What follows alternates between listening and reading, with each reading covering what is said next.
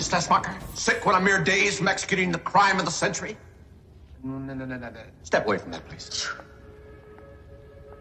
How do you choose to congratulate the greatest criminal mind of our time? Huh?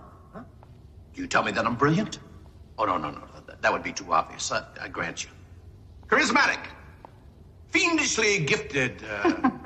Try twisted.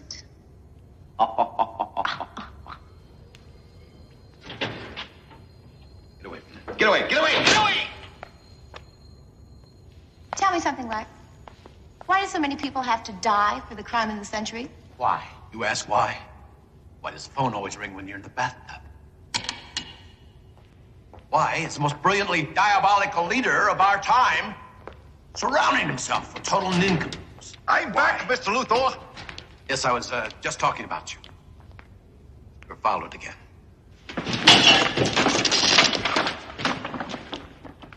In spite of those cat-like reflexes. Mr. Luthor. Mr. Luthor, I'm sorry. Otis. Is that the newspaper I asked you to give me? Yeah. Why am I not reading it? Because I haven't given it to you yet? Right.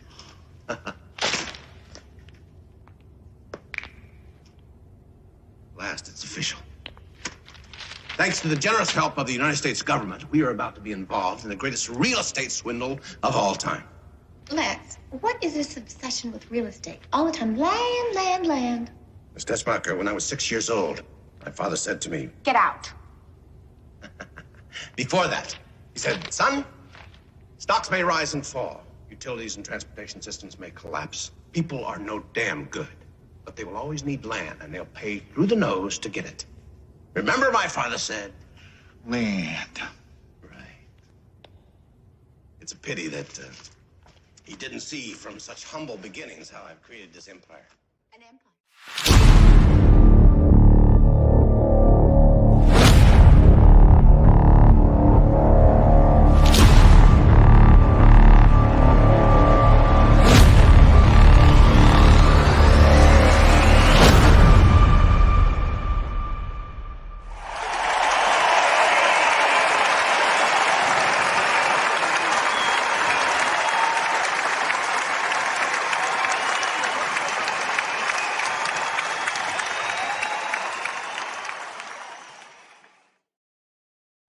I was just getting the golf clap. Hello, everybody. It's Saturday night. It's time to do some drawing.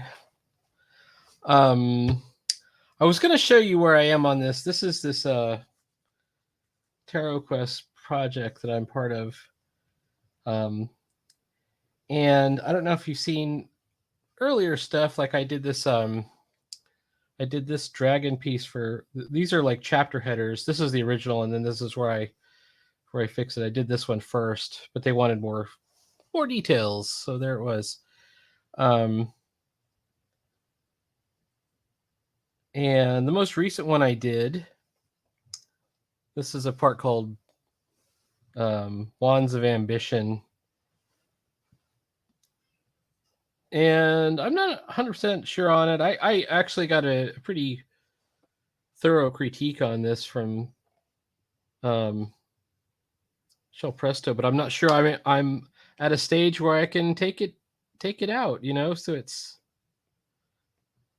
oh, you know what? And then I see a line that I don't want on there. So let me just fix that real quick. There we go. But so this one is Wands of Adventure. This is this dwarf coming into this tent thing, and her critique was good. Like I need to frame the head better in the darkness, but I think I might be on the stage where I can go back and do that without slowing everything else down. So today, and I'll send an invite to Sideburns too. I've got 2 more or 3 more. Well, one more page planned, but it's 3 drawings where they wanted a half page and 2 quarter pages. And they give me a certain amount of leeway on it, but they have like a thing where they want me to do. And actually, I can show you a bit of that. Let's see if I can find. There it is. I'll show you a little bit about what it looks like when they're asking for stuff. Let's see. Hang on. Present my screen. I think it's this one. Or is it this one? It's this one right here. Okay. So you can see this list here. He's actually said, okay, hey, I've these are the ideas of what I want. So in this one, he wanted this full page scene with the dwarf twirl, and then he wanted a half page and 2 quarter pages, and pick one of the 156 main scenarios that you like and depict a scene that inspires you, and do the same thing as a half page, but use some of the plot hooks and one of the antagonists. So that is my idea here. Let me go ahead and I'm going to unshare my screen. So the one I liked, there's one where a guy's trying to open a spell book and he can't open it. And then there's one where there's like a witch and some ogres. And then there's one where these characters encounter a ruined tower. So that's what I'll be working on today. Let me, and these are my very rough sketches. You can see how scrabbly they are. These ogres are practically just cartoons. All right, let me get an invite code. I'm going to send it out to Sideburns. Now, there's no guarantee that he'll be able to come because he's like, you know, it's like early morning for him. So, but he's welcome. And if somebody else wants to come on too, sometime, maybe not this time, hang about.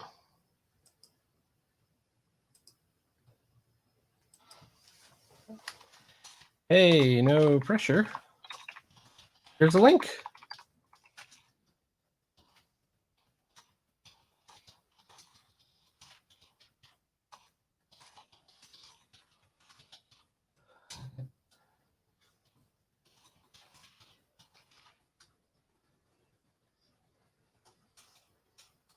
Here we go. Flip. And there's that. So what I've been doing lately is I got inspired with hang on, Sideburns, yeah. I got inspired with Minecraft. I know Dintu too, aka I actually know your Minecraft name. You know my Minecraft name, Rabbit Fighter. So I got into modding. Like I was really interested in that, and I made this sort of personal mod pack that's super cool. And I thought, wouldn't it be cool if I could make a modded multiplayer server? Well, it turns out you can for free. If it wasn't for free, I would not have done it. But I found this website called Aeternos.org. And so for this one, I think I need to do more drawing. Let's do this. Yeah, Aeternos.org. And it's spelled, hang on. I could actually, hang on, I'll just show you a bit. I'll show you a bit. Because it was real easy to do. Let me present my screen.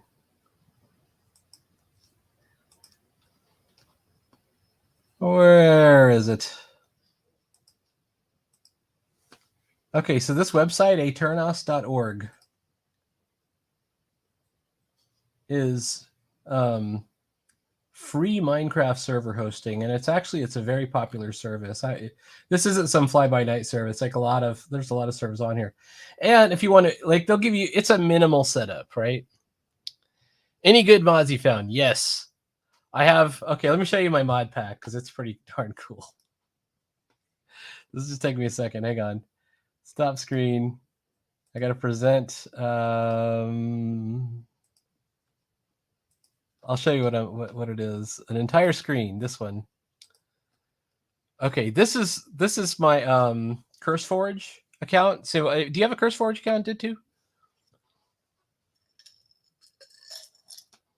So the way it works is they have several games on it. Like I've got Stardew Valley on here and Sims 4, but here's Minecraft Java Edition right here.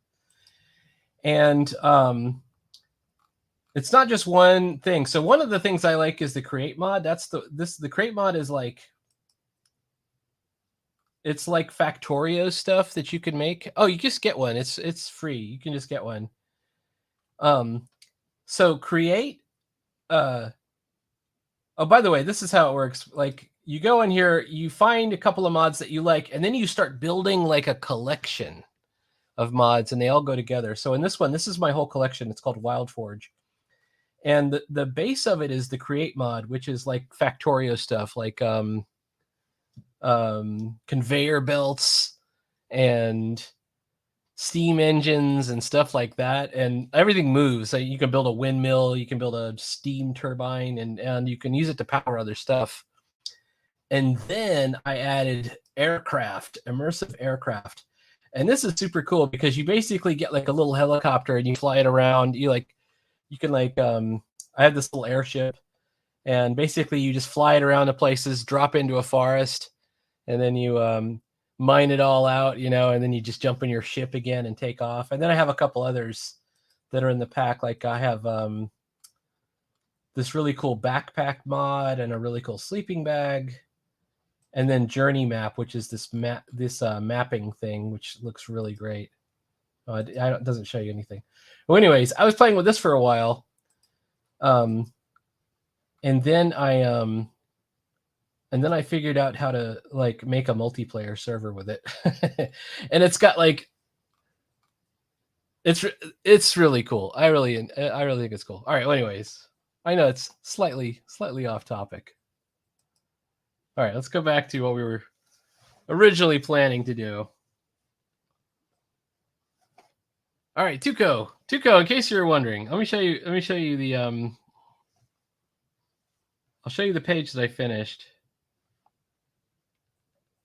So there it is, Wands of Adventure, and we actually got through it. And I think it came out okay. I was just saying that Shell Presto gave me some really good critique, and I don't think I can do it now. Like she said, if you move the dwarf a bit to the side, you could frame him better in the triangle of the tent opening, and she wanted the rogue character moved a little bit further in. As it is, hang on, I'll just do it right over here. I'm gonna add another layer just so I can show you this. You kind of want things to fit. Don't worry about what I'm doing. You want things to fit into this rule of threes system. And I don't think I've done this really correctly. Hang on. Maybe this is the one. Distort a little bit.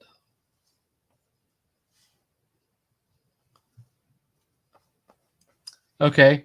So I don't know if you can see that. Here we go. So this is where I missed the mark on my it's drive-in Saturday. It's from the David Bowie song. Not everybody knows the David Bowie song. So if I had done this correctly, I would have aligned the dwarf's head here, as a focal point, and then maybe push this character,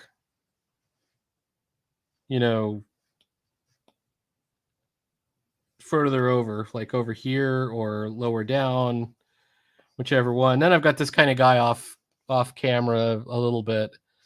So I don't think my composition was great, but it really was an after the fact kind of assessment. The guy who wanted it really wanted this. He wanted this fire border. So all the borders have different themes. Is David Bowie too old for these youngsters? Paul's not too young. Where once the sea had raged, would rage no more. With longing eyes, he gazes to the shore. The Drive-In Saturday, one of my favorite David Bowie songs. There's a great cover of it. Who's that guy that does it? Hang on.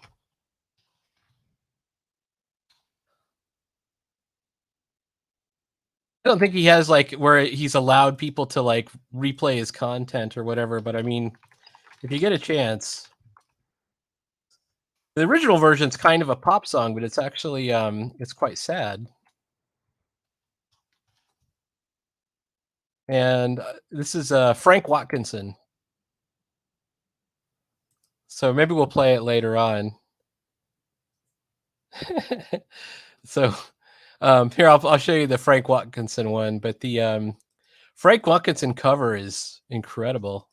Let me show you the share screen. Let's see.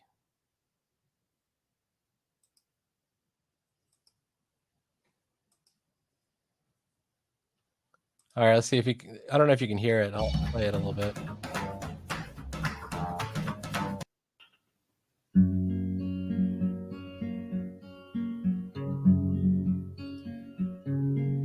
Let me put my arms around your head. Gee, it's hot, let's go to bed.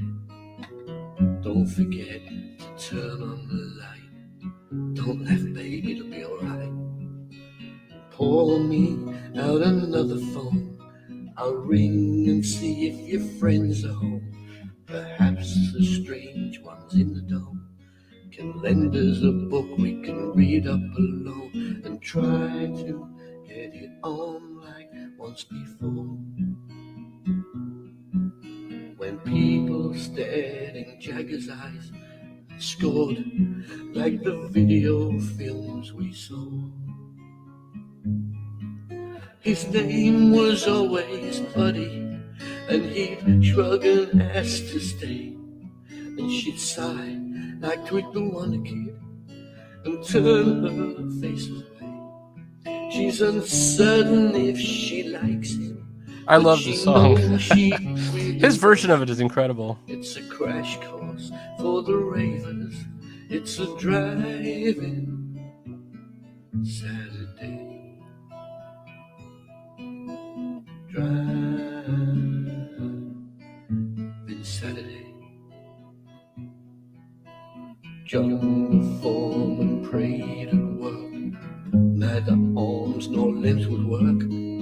It's hard enough to keep formation with this fallout saturation and cursing at the astronaut that stands in steel by his cabinet. He's crashing out with Sylvian, the bureau supply for aging men with snorting hands. He gazes to the shore where once there raged a sea that raised no more, like the video scenes we saw. Well, I can't show the whole thing, but anyways. It's a gorgeous song, though. Oh, no, not at all. I mean, this is a very obscure song. It's not, I don't even think it was a single. This is the kind of song that, this was an album cut, right? But it was great. You know, it is very nice. And I always loved it. And when I started doing this on Saturdays, I thought this would be a cool one to do. Anyways. All right. So where are we going with this? Hang on. Where's he going with this? I have 3 new things to do. So, and one's a half page and the other 2 are quarter pages. Now this time I kind of tried to, you can see I gridded it this time. Grids up ahead. The grids work stronger if the figures are different sizes, because then you've implied. I wonder. Well, no. Let's make it uniform size. Sideburns, how's it going? You're there's an invite I sent to you if you want. You don't have to. I know you got other stuff going on. And this kind of implies a nice, whoops. Let me get back to black. Back in black. Come on.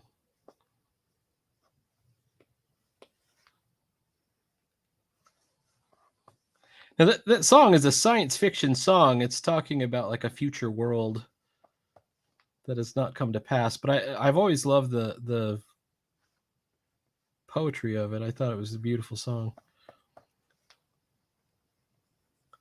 I think it's on. It's not Pinups. It's on the other one. Pinups is the cover album.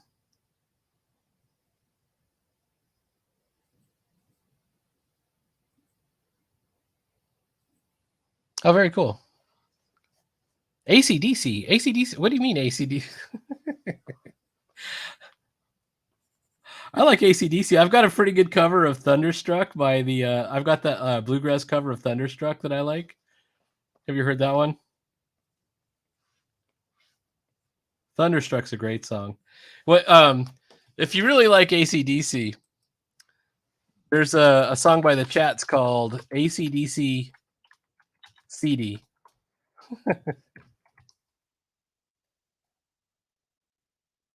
Oh, Back in Black. Yeah, he's back in Black. All right, so I drew this head twice, and then the second time I sort of cut the top off to put this hood on him, and I like him better with the hood. So I'm going to give him, he's like a wizard, and he's got a giant book, and he's trying to open it, and he can't open it. That's the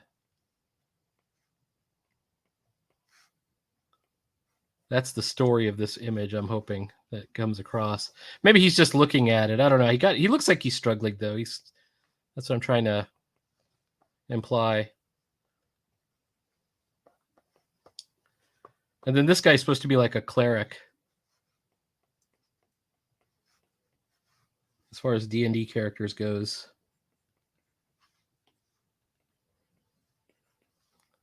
Maybe I should make him with a full head of hair. I'll give him what if we give him like the monk, the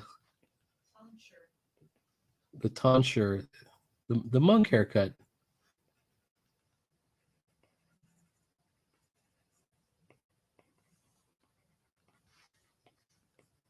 Oops.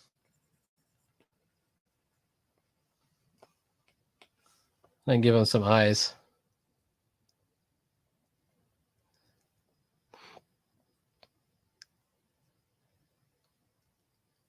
Oh, a magical lock on the book's a great idea. Hang on. Yeah, he can't open it. That's what there is. There's a magical lock, but maybe we can actually show that as a real lock, like some kind of I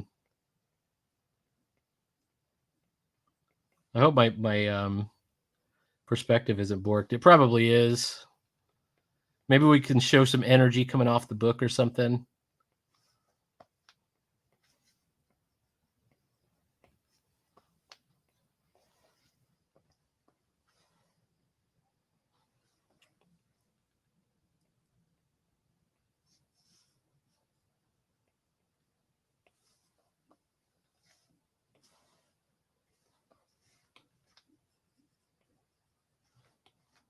Hang on.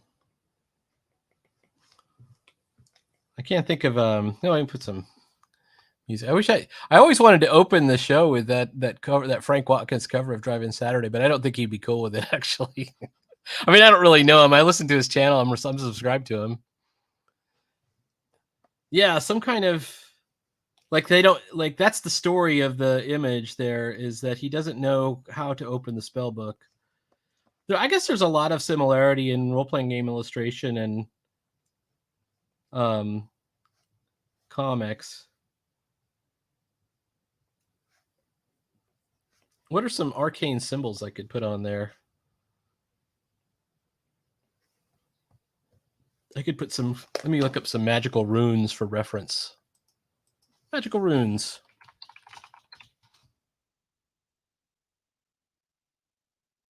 Pinterest. Pinterest will have magical runes. Let's have a look. You just can't remember the combination. I knew it when I knew this a month ago. So I've got the Futhark runes. Okay, how about this? Looks like a good reference here. All right, I'm going to share this screen right here. Yeah, definitely follow Sideburns. Definitely follow Sideburns. Hang on, wait. And so follow Paul Pate as well. Paul Pate Comics. Hang on for a second. I have this now like set up. There we go. Check out Paul Pate Comics on Instagram to follow Detective Perez, and also ducklingstar.theseries.com. I got to get Sideburns'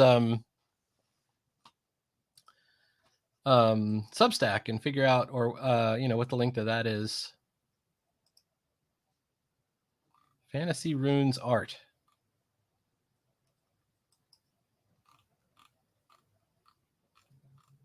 Those runes don't look good.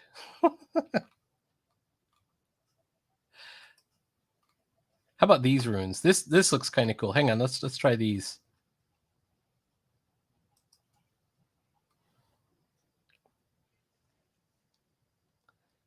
Happy Saturday, Matt Cadart. Matt Cadart, I just followed you. It's kind of funny because I've known who you are. I mean, I see you on Instagram all the time, and I know you're on the I see you on the Gilded server. I didn't realize you had a YouTube channel too, where you've been covering your 100 Days of Comics. So very cool. Are you done yet? I know last time I saw you were like on day 98 or something like that. So I wasn't sure if you'd already completed it.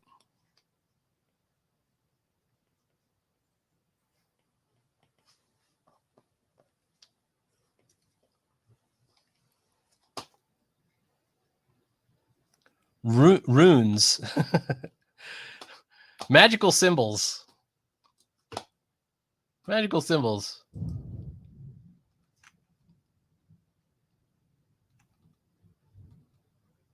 Speaking of which, we just had a huge crack of thunder. Just as I said that, I would go. All right, let's use this one, Vapula or something like that. I like this look right here.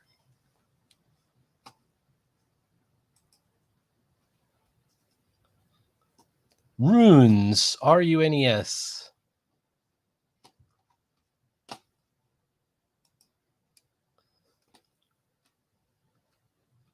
All right. I can share that, but let me get a better. Is it Sideburns with a 1 for an I? I'll have to get a shortened URL for that somehow.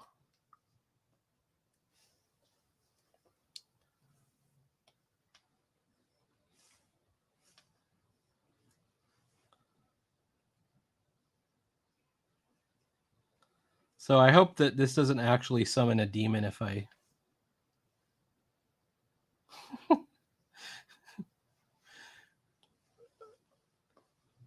if I draw the rune on there. I won't draw it completely accurately. I don't want to accidentally summon a demon.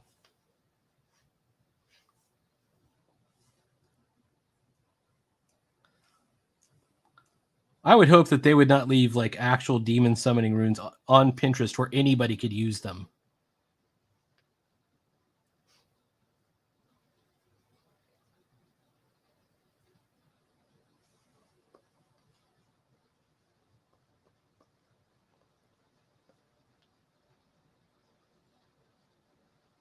Oh my gosh, the rain is totally coming down. If I lose internet, just so you know.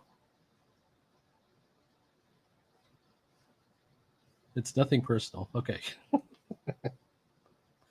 right, let's see. How about this? This will be like a square rune symbol of some sort. We don't have to go too much. This is the rough slayer, so it's kind of like, we don't have to put much on there.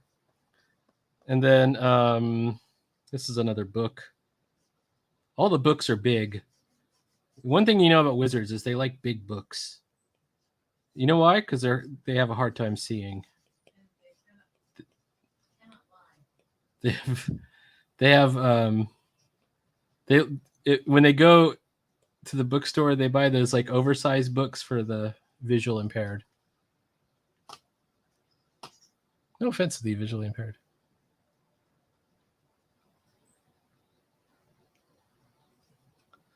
Does Blambot have runic fonts? That's really cool, Mad Cat. I did not know.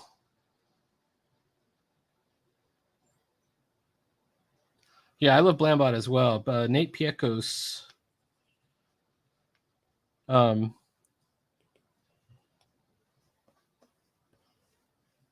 great font designer, and also he's a real letterer. I mean, I saw him once say he doesn't really do lettering anymore except digitally. But I mean, obviously he's the guy behind Blambot. My favorite fonts are all Blambot fonts, one of which is Ready for Anything. And the other is Evil Genius. Let me think of another one.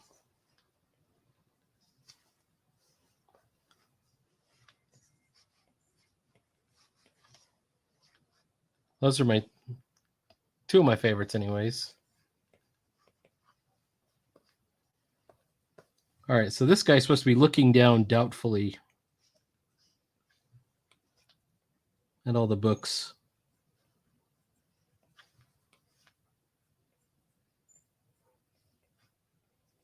I'm going to give him kind of a square look. Or I used to like how old time comics would show you what was called the heroic squint.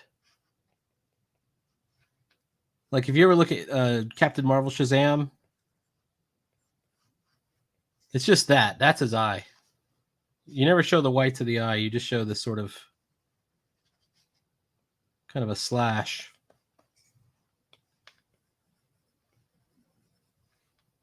Superman had that too. Superman always had that heroic squint going on.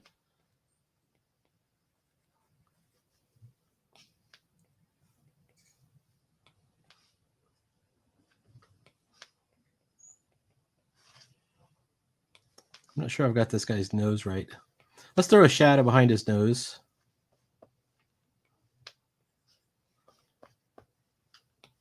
I don't know if I like his tonsure here.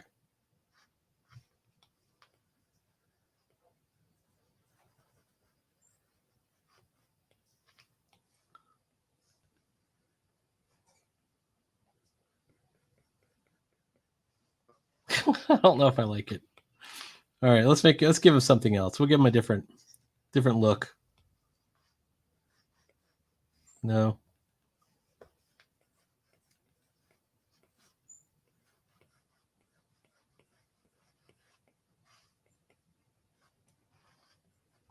Long hair.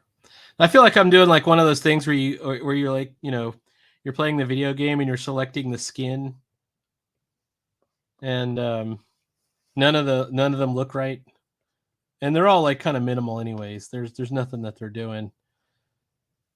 I remember the first time I played Fallout, I think I spent 20 minutes designing the character like down to the eye color, and then I immediately popped a helmet on him as soon as I found one. Oh, you're right. All right, let me fix that. Stop screen. There we go.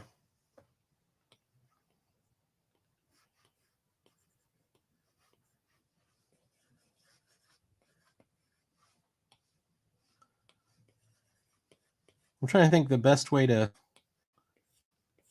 He's got like a televangelist hair now. Well, he's a cleric. What if I did like a... I think if you're a cleric, you shouldn't wear gloves. That's more like for the Batman types.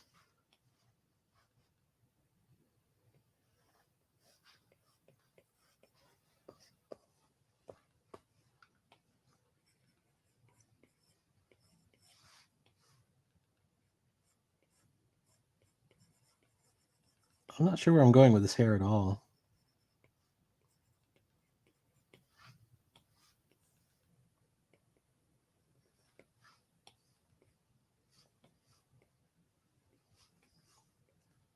Can always do the bald guy.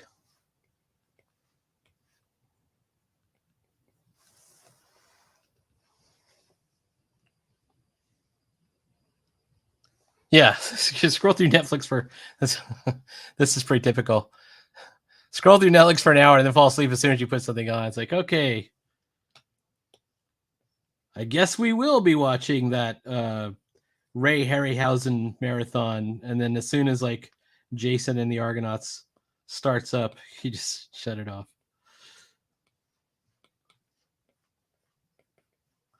I don't know. Maybe if I do a Widow's Peak. I could do the Prince Valiant. That's the Prince Valiant. None of these look good. All right, that one looks okay. We'll just keep at that one. All right.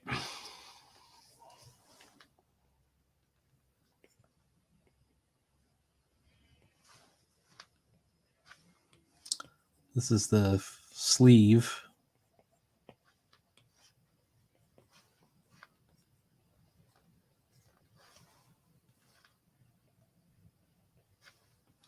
Maybe he's got a medallion of his holy symbol.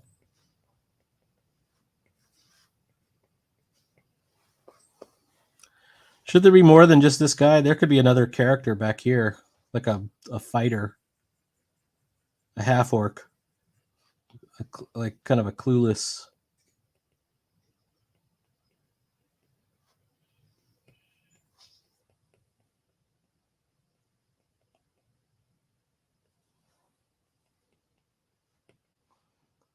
Character like that, you know.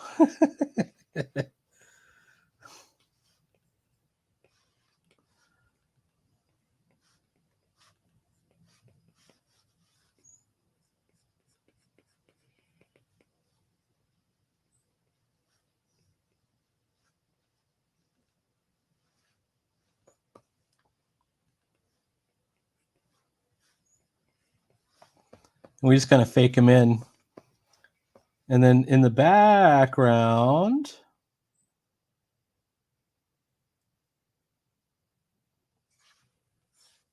that's all dark. I think that would work. And I was trying to figure out how to make this like look like a ragged piece of drapery or something like that. And give him a gray streak. Oh, gotta run. See you later, Paul.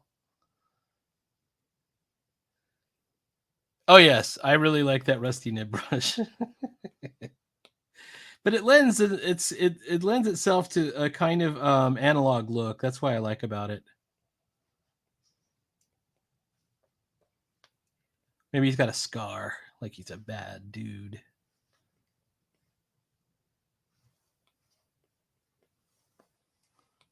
Let's give him a.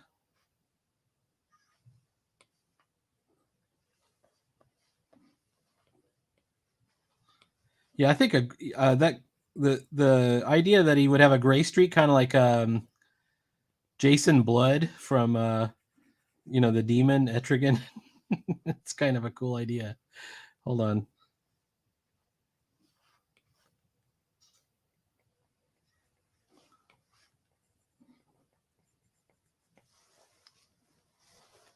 And then this guy, wait a second, wait. I think it's down here.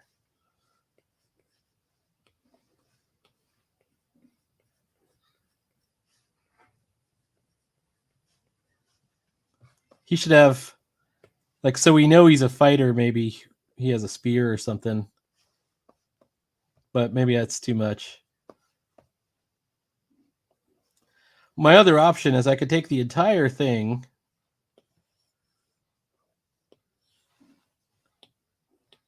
and just crunch it down. Scrunch it down a little bit.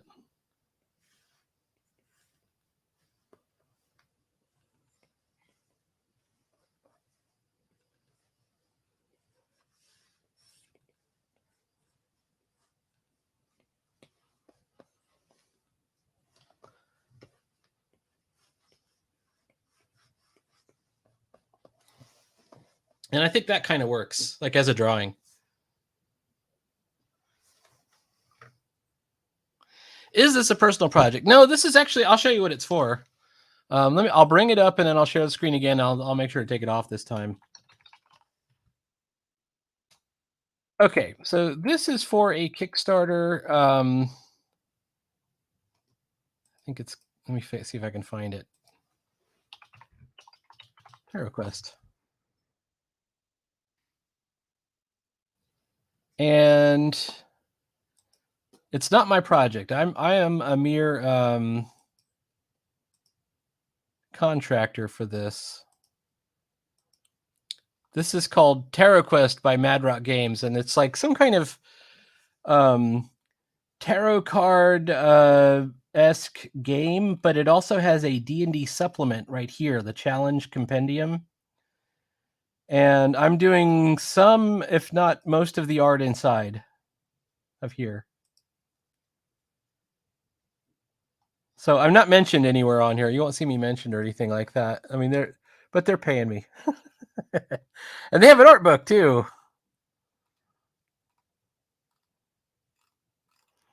I don't think I'm anywhere on this page. I'm seeing if all my art is getting turned in. I've turned in about half of the art so far that I've been contracted for, but yeah. It is a pretty good deal because I enjoy doing the fantasy art anyways. I've did a bunch for Delver as well. I would really like to put together a portfolio for Goodman Games, who I really like. Like I like them as a company. Like I like the stuff they put out, and I think that might be cool. To do it. I don't know if you're familiar with Goodman Games.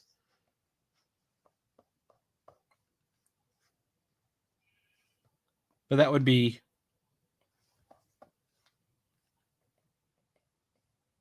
kind of the dream job, right? The one company that you really like, getting the job there would be cool. And all these are contract jobs, really. And you're the way I always envisioned it when I was younger was that, you work there, right? It's like you go to this big building somewhere, but that's never how it is anymore. You'll get an email. You'll sign something, online, and then you'll get an assignment and you'll do it. It is a Mad Cat, you're better than I am. You could probably do a bunch of these if you wanted to. Like your stuff is tight. It has a great graphic design look to it. Oh, let me make sure I turn this off. Hang on. Where is the stop screen? Yeah, most of it's work from home. But Mad Cat, you got such a tight graphic design style. You could be pulling a lot of these, I imagine. One of the appeals of the old school stuff, and this is probably my in, is that it's meant to look a bit rough. It's meant to look a bit old fashioned.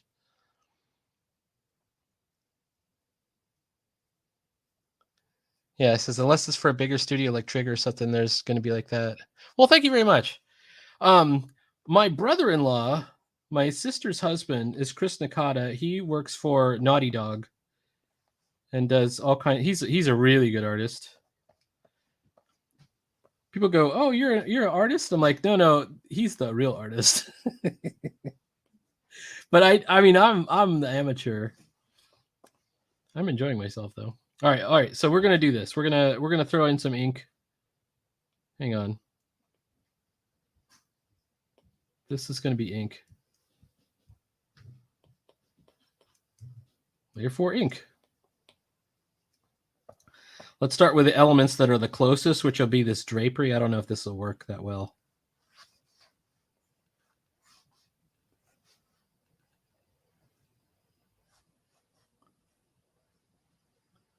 I don't know if I've gotten this right. If you were gonna, this is supposed to be sort of like a tattered piece of cloth or something. So if it's tattered cloth, it would hang down, right? There'd be like gravity. So if it would be like this.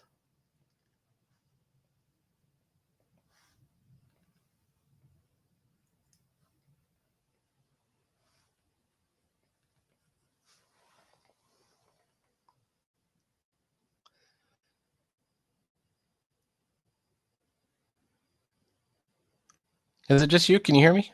Sometimes they stop talking too, so that might be it as well. Yeah, I don't. Yeah, I'm not relying. I have a full-time job. I have a Square job, non-art related. Although it is, I get to be creative. I make educational videos for work. That's my job.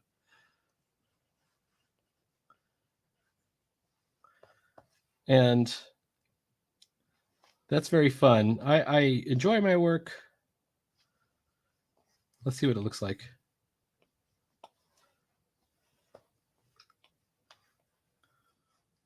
I feel like I might have to actually go and get some reference for this.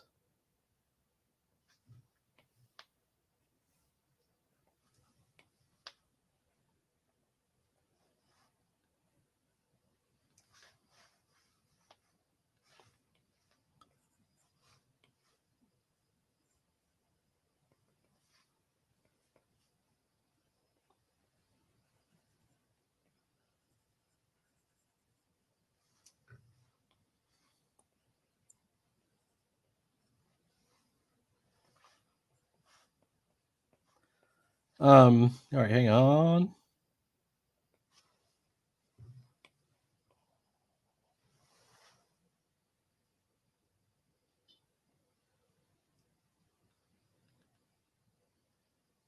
Definitely. There's and I have to admit I don't really like the 90s style, although I have that crazy story about my friend going and, doing like a painting seminar for a month with Larry Elmore.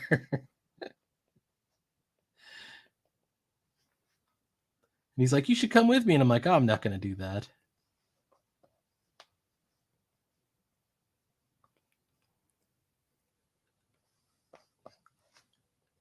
But you regret it. I don't know if I like this drapery thing.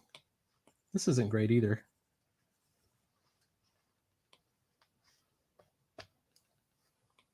What am I really going for here? Let's do this again. I'm going to try it again.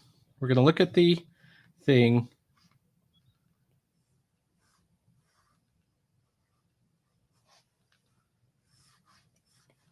If this were an intact curtain, that's what it would look like. And then we want to assume that that's like a couple of rips happened.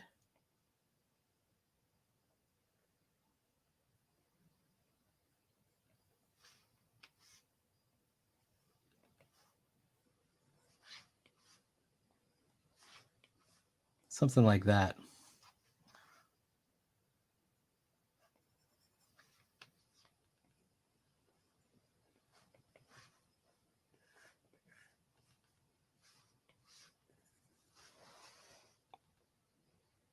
Yeah, it should definitely have like a lot of like folds and wrinkles. And I was even thinking like it's completely decayed to pieces. It was almost like a like in my mind, it was like a lattice, where all you could see the fibers separating and everything. But I don't know if I can draw that, or at least I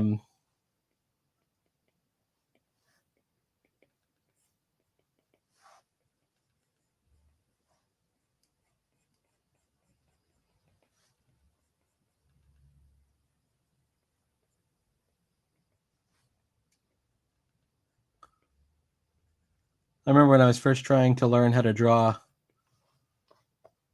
cloth, I used to really like drawing the Hulk, like when I was a kid. And the Hulk always had ripped clothes, right?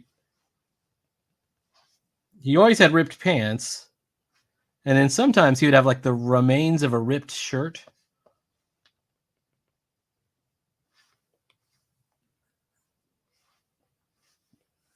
Maybe there's like a cord or a cable or something that kind of comes down.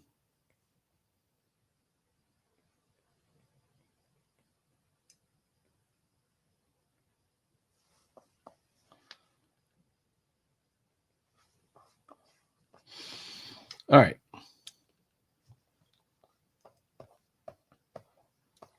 Then we're going to do some books. I have one book drawn, but I think I might fake in another book.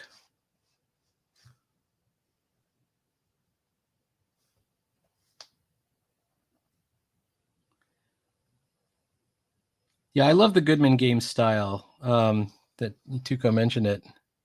Oh, you got all right. Wait. Hang on. Yay.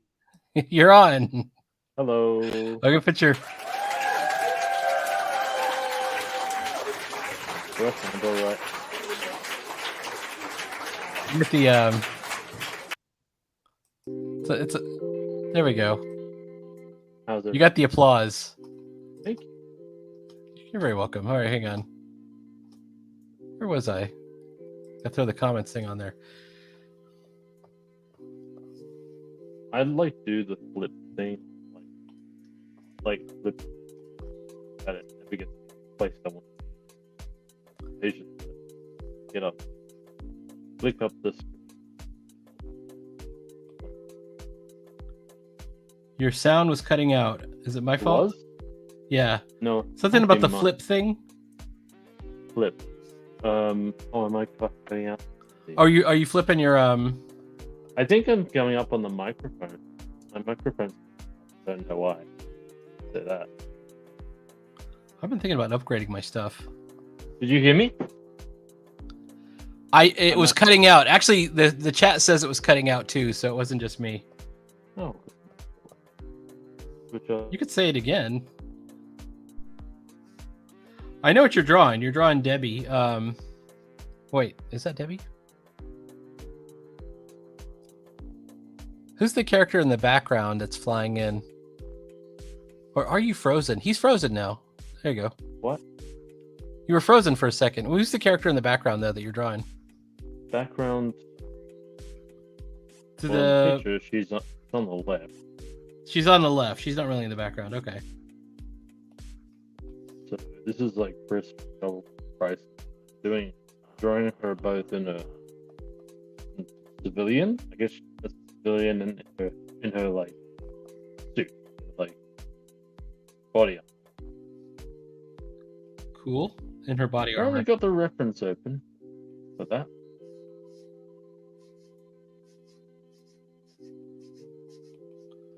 I was devastated to hear about Toriyama, by the way. Mhm. I really loved his work. I only kind of like got into him really recently too, like last year was when I first started reading Toriyama. And I read I must have read like 10 volumes. I read like 4 volumes of Dr. Slump in a row and like 6 or 7, maybe 8 volumes of Dragon Ball. All right, let's take a look at that looks like a book. I used to remember watching stuff, just doing. See, that's what kept me from getting into the comic. I never watched the cartoon.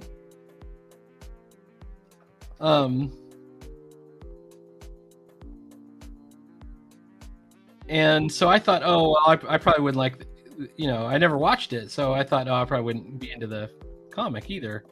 And plus, it was hard to find in the U.S. at the time when it had just come out. Yeah, it really popularized anime. Oh, totally did. Well, okay, so I was watching Cartoonist Kayfabe, and he mentioned, Shonen Jump was not the industry leader until Toriyama. He was their star. There was like 3 other manga magazines. Tezuka was on the other, but Tezuka was never on Shonen Jump, and same with the other kind of big stars, Go Nagai, all those guys.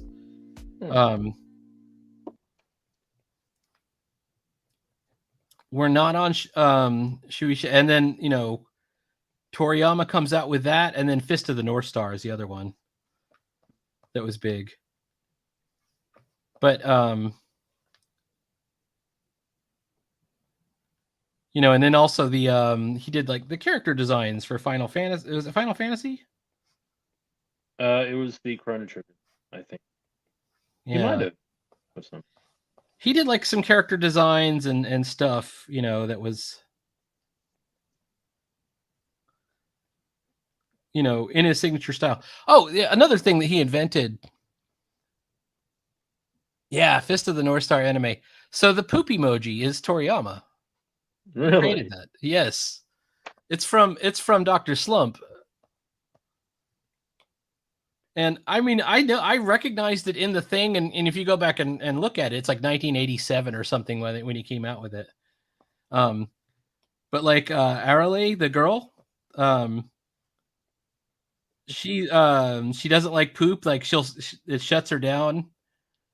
She freaks out, and Right. Is that the one with the face? yeah, the little poop with a face, Hmm. the little emoji. Does say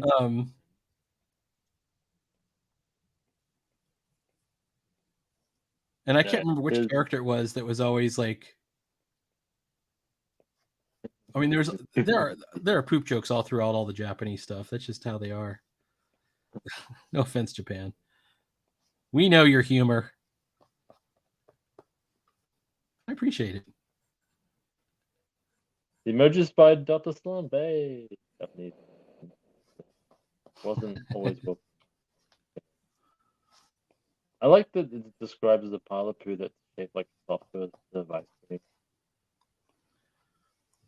I think I made this guy's arm too long, but it's. I feel like I'm allowed to because of cartooning, but If I don't want to wind up.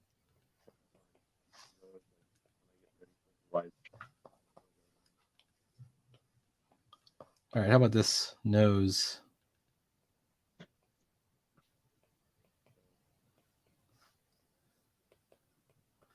Now I know that you can't stay long. You got stuff going on? Yeah, Cool, no problem. I went to too long because but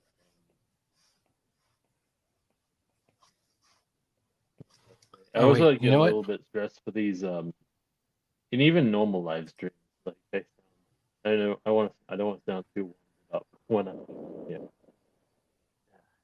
It took me like looking at the floor to see my tripod was just right there. It was like on top of a bag just to. It took me 5 minutes to look for it.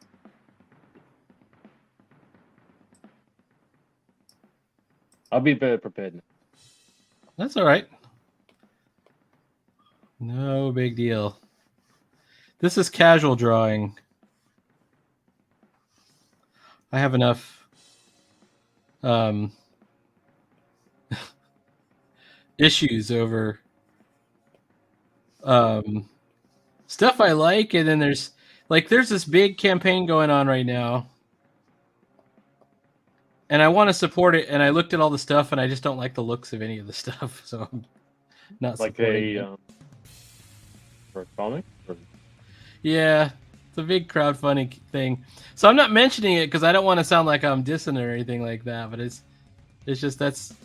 I was kind of excited to see it, but when they came out with it, it was like the look that I don't like. So I'm like, all right, fine.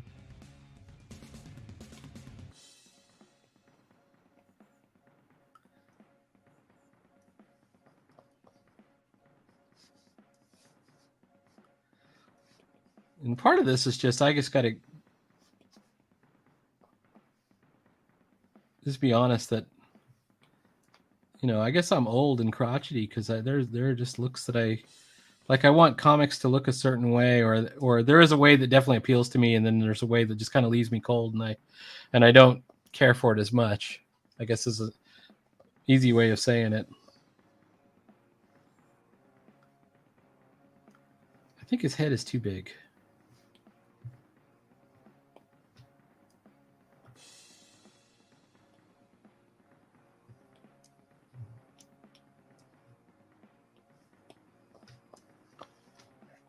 All right, actually, that's looking okay. He's kind of messy.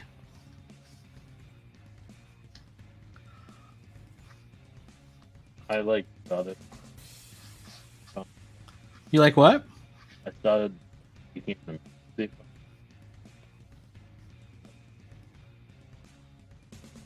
Cut out that. Whatever. Your audio is really. Is it really bad? Well, see, actually, it's kind of funny because I go, "Oh, your audio is bad," and then you go, "Is it really bad?" And it comes in just perfect. No, that's crazy. But I made an emergence. You watched the Caleb Hammond show, right? Uh-huh. He talks about how it's actually very important to have one. I kind of set one up, but I'm still like thinking, is that actually enough for what my goals are? It kind of got me second guessing. It might be a work in progress.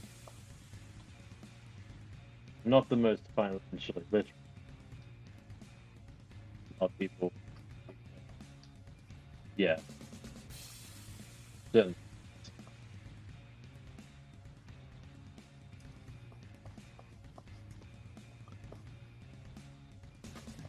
This guy's hand is really big, but I'm gonna chalk this up to cartooning.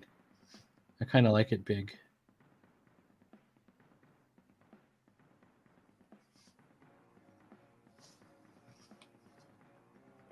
I guess if I did that.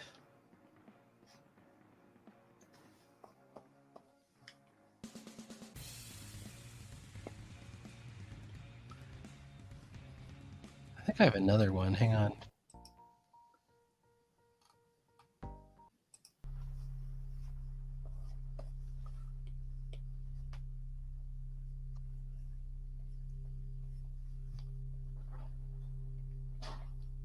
I may end up resizing these fingers. Anyways. I've been doing a lot of computer gaming lately, or at least Minecraft. And modding. And I don't know if Dintu 2 might be off, but did you like JoJo's Bizarre Adventure art style? I have to admit, not so much. I read the very first volume of that when it's like the vampire one where they're the one where it's like in medieval Italy, sort of, with the dog.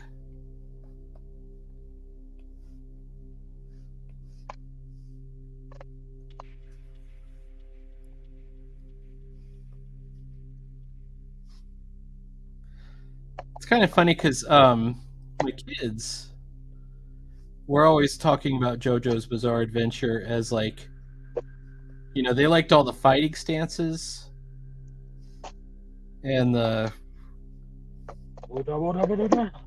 yeah, they were like they're all named after like songs and stuff, like or music stuff. And I'm like, I don't know what this thing is. This has got to be some kind of crazy manga thing. So I got it and I thought I'd read it. And it's totally a vampire story. It kind of came out in the 80s too. So there's so Dio Brando. It's kind of a mix of like Martin Brando and Dio. Well, right, James. Kind of. There's lots of like there's some heavy metal work. Yeah. Yeah, there was like the one of the stances was Dio, like Ronnie James Dio, and I think one of the stances was Roundabout, like the Yes song, which was big at the time.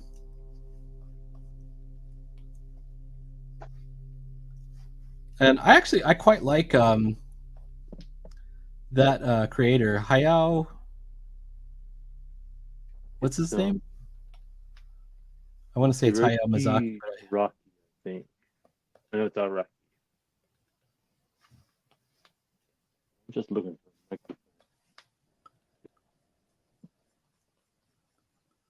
Well, I enjoyed the very first volume, anyways, and then it got into the second one where they're in the bridge, and there's like this big thing that had to take place in the bridge, under the bridge, this battle.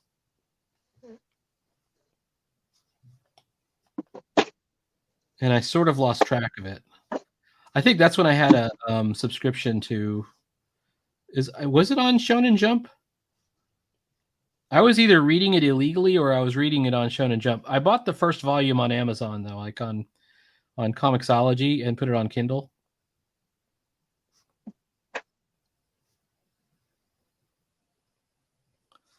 But like with not anime, but manga, There's so many sites that'll just give you the manga that'll, you can read it, but you got to get subjected to their their virusy websites. But like before I bought One Punch Man, I think I read most of it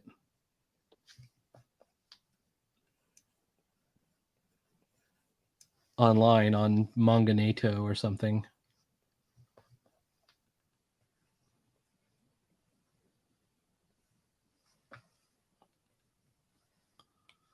All right, let me drop the pencils back out and see what we got. That is a gigantic spell book.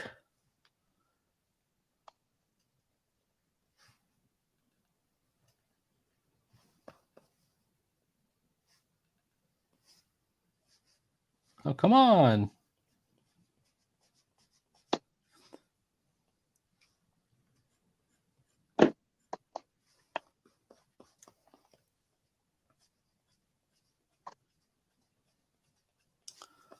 I always draw books the same way.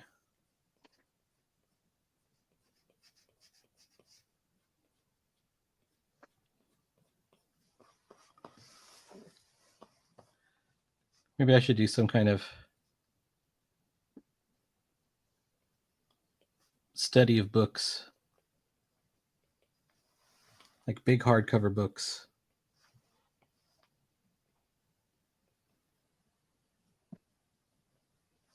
Okay, I'm probably gonna head off now. I'm a bit. Awesome. Well, you have a great weekend. Thank you, man. I know you just kind of It's supposed woke to be a up. nice, relaxing Sunday. I wanted to come back on the show. I talk to you guys. You're always welcome. No worries. I just wanted to keep you guys updated. It's all Very cool. everything's good. But Your I'm stuff is gonna- looking good. Yeah, I'm gonna try to continue this maybe later today. What's going on? I'm gonna try to add the lightsabers here. That would Hang on, let's see if so I can cool. It's feature almost like a wraparound cover I'm doing. Uh-huh. So I'm just learning to use that watercolors. It's a bit of fun. Very cool. Thank you, man. Watercolors are painful. There we go. I soloed you right there. It's like, I keep having to figure out how the controls work, and it's on the left side, not the right side. Okay. So this is Pris, and this is her suit of armor, like wraparound piece. That's very cool. I am so bad at covers. No, I won't. Well, that's not a bad idea, Tuco. I don't know. I'll probably clean it up first, but we'll see. Yeah, Says you have a good rest. rescan those and do the rest of the work on the iPad. So if it was me, yes. If it's Sideburns, probably not. I don't know. I'll give it a shot. Maybe, But right? anyway, you have a good weekend, man. You too. Absolutely. Good luck with what you're doing. All right. And it's back to me. Okay. Okay. That was Sideburns. Maccat says heavy metal always piques my interest. Yeah, I was always more punk than heavy metal. That was what I was into. But I like, there was a lot of crossover, which, Motorhead was the big crossover of the era. And Gwar. I was always into Gwar.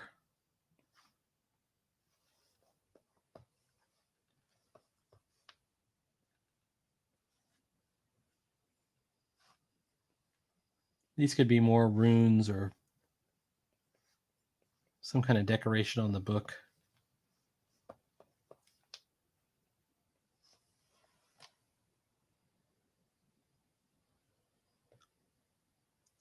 Watercolors on the iPad. Yeah.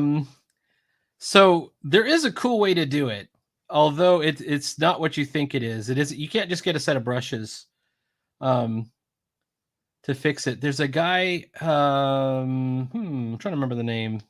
I can't remember it. But like one of the tricks to it, and I think I've got some of these, the watercolor max pack, right? So you have your brushes where you're brushing everything on, And then you want to make up like this invisible layer where you're doing these bleeding things where you're bleeding the color out, but it's almost transparent and it's not really a brush stroke that you're trying to create. It's really hard to do. You were in a hard punk band for a couple of years? That's awesome. I've been in a couple of bands myself. Very cool. What do you play? I play bass, guitar mostly. My big instrument right now is lap steel, which is kind of a country instrument, but I was really into it for a while. I still have some of my. Had the wrong thing on there. I still have some of my guitar pedals. Guitar and vocals, very cool. Most of my music is gone, but and it's what's left is not great. SoundCloud. See if I could find my SoundCloud.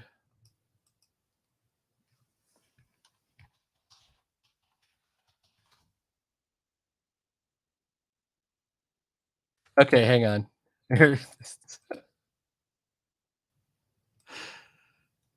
Guitar and vocals. Fresco has the best brushes for oil and watercolor. Yeah, I can believe it. I keep getting sold on Fresco from this guy named Chris Piasek, who does lettering and stuff. Whoops, let me take this down. This is the banner.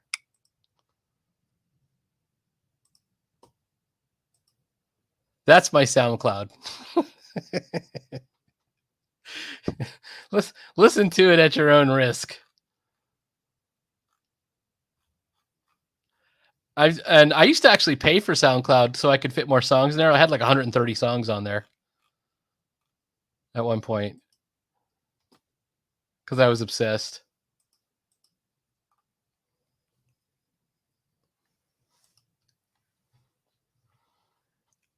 Oh, yeah. Same guy, Chris Piasek, right? Yes. Very cool. All right, here's my problem. The magical disc is not centered on the book. So let's center it. Something like that. And then that makes his arm really super long, so we're going to have to fix the arm.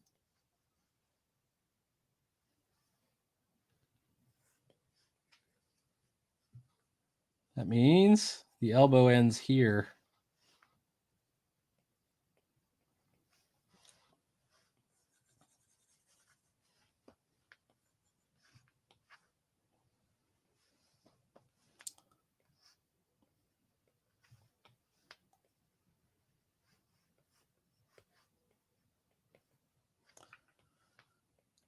All right.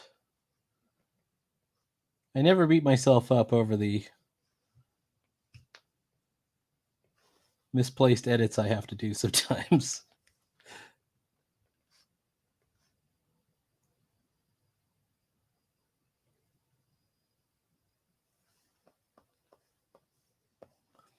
I do want to shrink down this hand.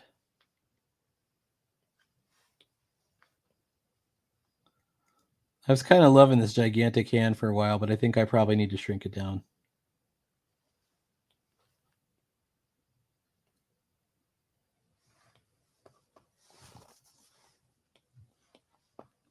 Shrink the whole book down, geez.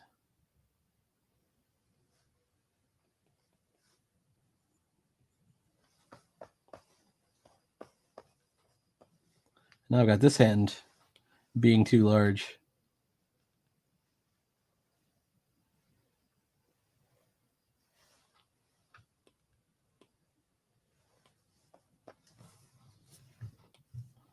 All right.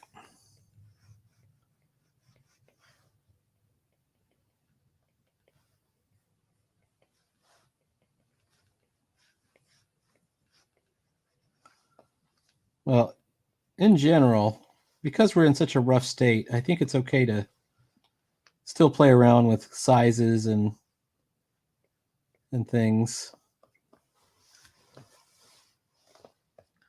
This is looking pretty ugly. Let's fix that.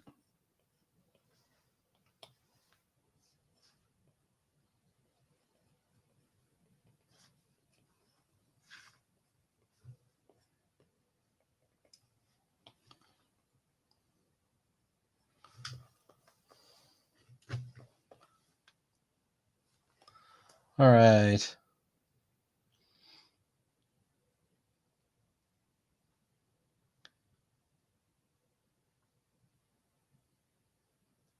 Yeah. You don't like on Fresco's having your layer name next to the thumbnail, and then you can always play around with perspective and sizes. You can also do animation really easily on it. I saw a bunch of demos by him with the animation, and that is what really makes me want to use it. But I'm not using it right now. I'm actually very square as far as like what I'm actually doing with the with art. It's black and white only. Limited palette, limited brushes.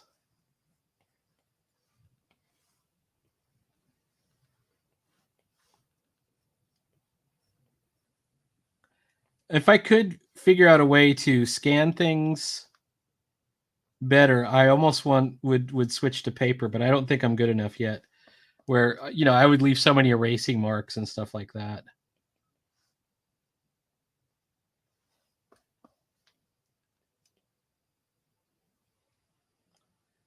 Tuco, if you want to come on sometime and show your art, that would be cool.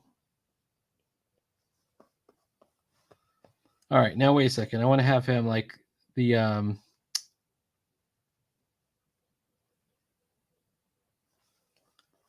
light is this. So we're going to have the shadow coming from this side.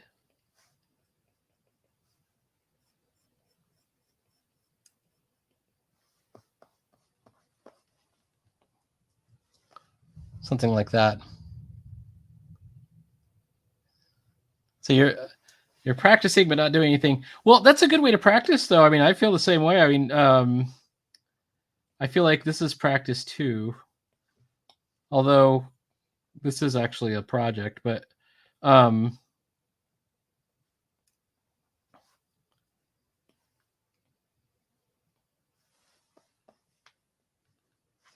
like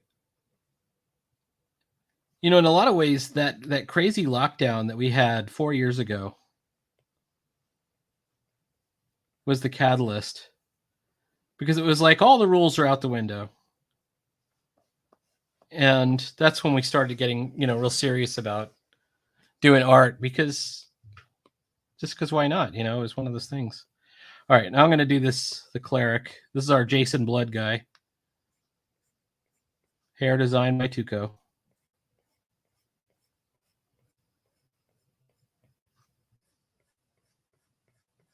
He's got that Vitalis hair where you can tell it's kind of oily.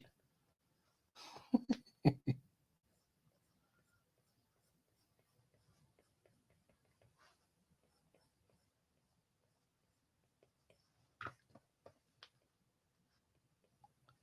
got some serious size eyebrows.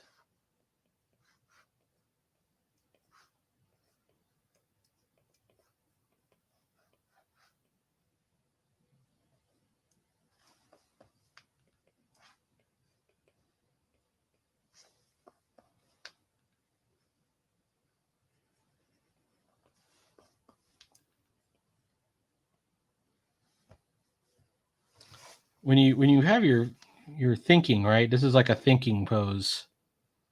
He's thinking about something. He's trying to figure something out.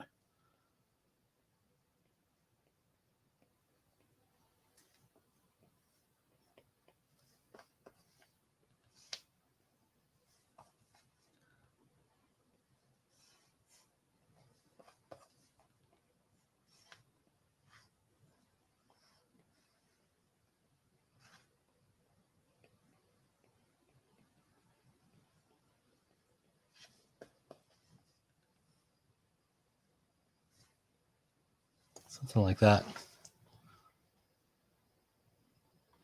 Yeah, absolutely. I think that's where I started to get serious about it. Like I was just kind of I've always been a drawer, but I've never been like super serious about it or about any of that stuff other than, for fun.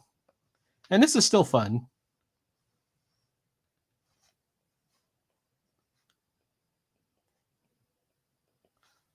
I see a lot of people trying to immediately turn it into this career. How can I make my career art? And they always regret it. Like, they always burn out. I've never seen anybody complete that story happily.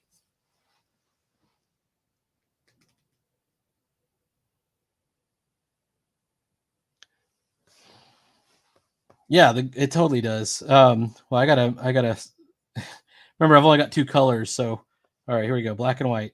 Let's see what happens when I take the pencils out. It's not as clear. It's not as clear, so I got to figure out some way to. Maybe there's like a halo or in white.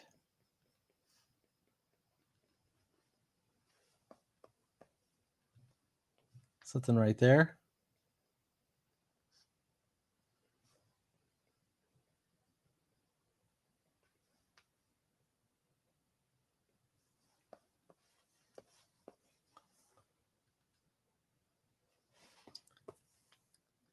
The other concern is, does it read well? Like, are we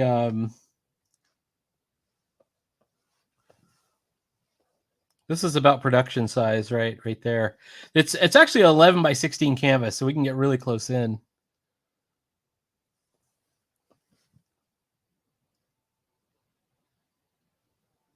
Yeah, today I would agree. Going full time as an artist would be really tough. But like, I have a great regular job. My regular job's good. Very happy with it. Well, there are things that make me less than happy with it, but the job itself I like.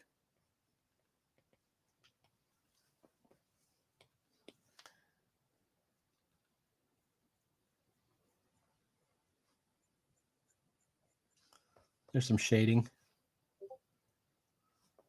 All right, let's see.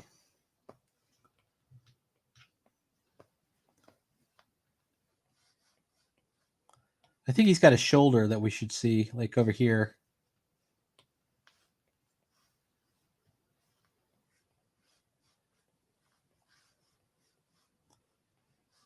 And he's definitely got this holy symbol. And the holy symbol is like that.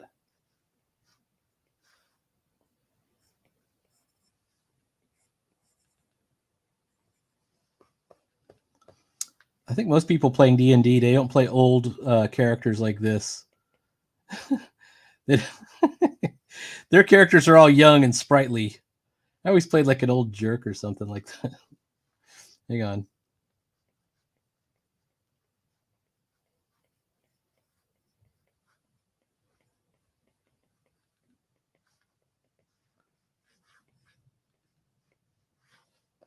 Okay, here he is. There's a tabletop here.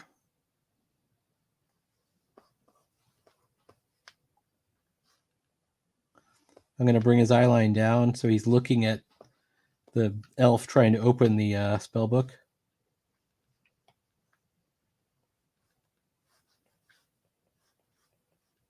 This is our half-orc warrior, barbarian.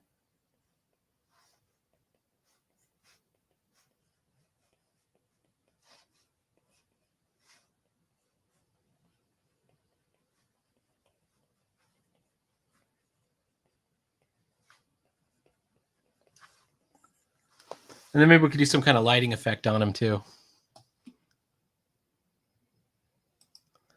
I played an old character level experience game with it, yeah. I would actually just start characters out as old, or just he would have like an old attitude or something. I'm an old man. In AD&D and Advanced D&D and first edition, anyways, if you wanted to play an older character or a younger character, you could get a stat adjustment. You could actually take off some strength points and add some wisdom points, because to account for your age and wisdom, take off some strength and con and add some wisdom.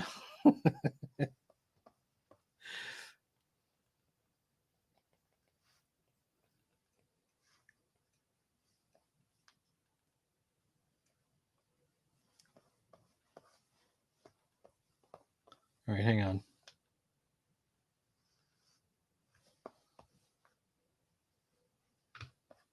right, here we go.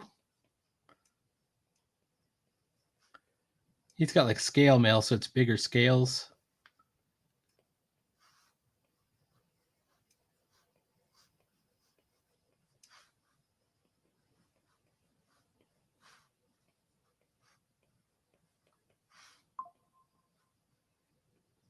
And then to give these kind of a three-dimensionality, we could split the scales down the middle.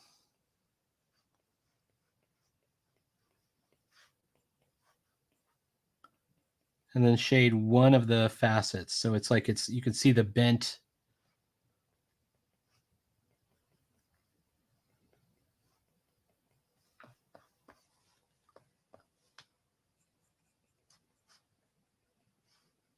Like the bent shape of the scales.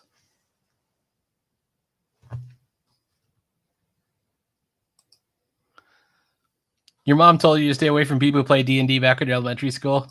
She just didn't want you to become a nerd. She was like, I don't want my son to be a nerd. Probably get involved with those extraterrestrials. Like on E.T. All right, hang on. Somehow D&D got popular, though. I don't know what happened this year or last year or 2 years ago. Somehow. All right.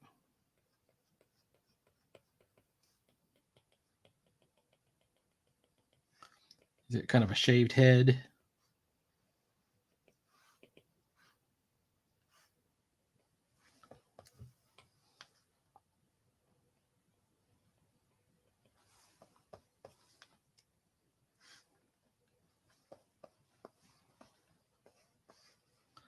All right, now we got to do. I have no details of the robe. No.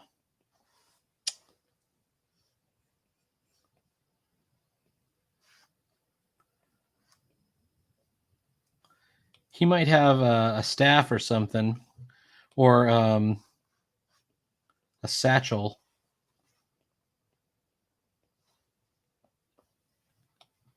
Here's a satchel that he's carrying like over the shoulder.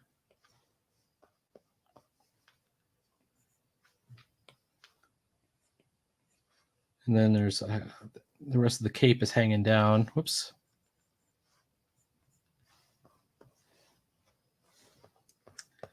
And then this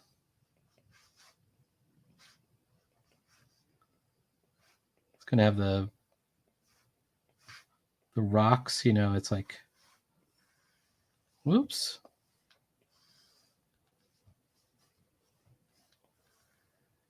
I don't know if I like any of these.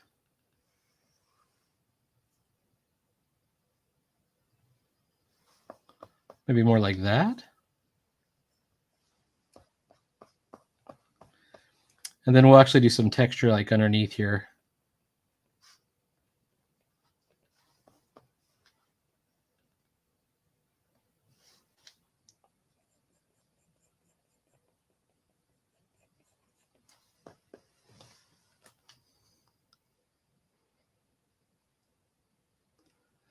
Your toddler is playing those tabletop games. I know. We had superheroes. I know. Yeah, it got very. Now it's Joe Manganiello and like at GaryCon, Vince Vaughn was there. That's a tiny convention. It was like Vince Vaughn and there is a significant amount of celebrities that go to these things now. And the weird thing is they're just going to play. They're not going there for an appearance. They're just going there to have a good time.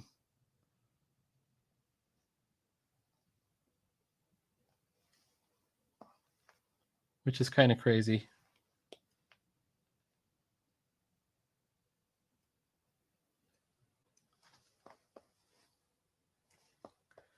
Okay.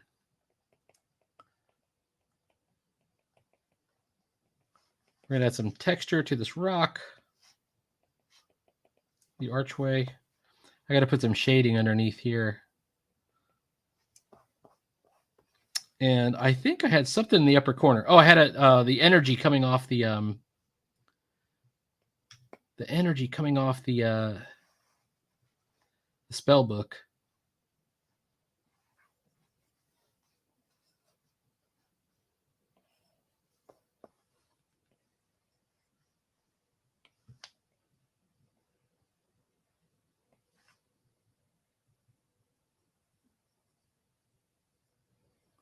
And we're just going to erase our way to it. Somebody more organized would do this in a layer, but I'm less organized.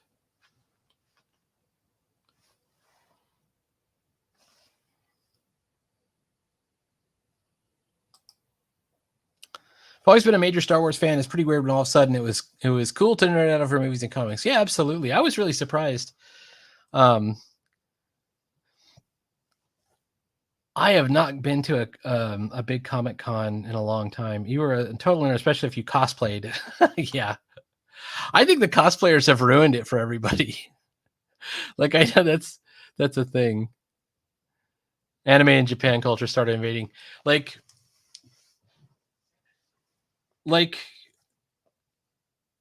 I would go to Gen Con every year and I would see the cosplayers, and you would always see a guy dressed as a Ghostbuster, and you'd always see some girls dressed as Sailor Moon, you know, or there'd be like there's this one girl there that dressed as a Drow elf every year with a full makeup and everything.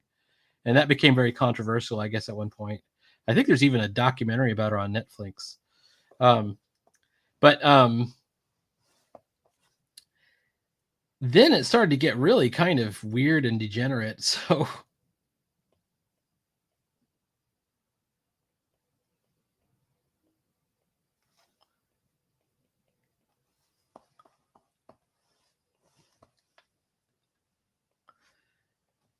and suddenly the cosplayers were it was like I guess some bad things happened at a San Diego Comic-Con, which is not the same as Gen Con, and it was like cosplay is not consent or whatever it was.